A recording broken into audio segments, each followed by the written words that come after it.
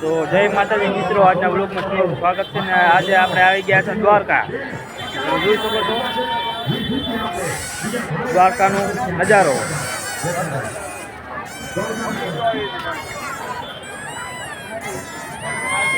આ છે દ્વારકાનો નજારો. સામે દેખાય છે મંદિર.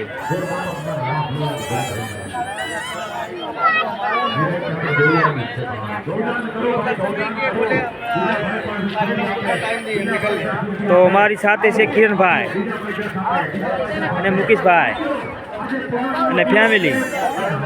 તમે જોઈ શકો છો.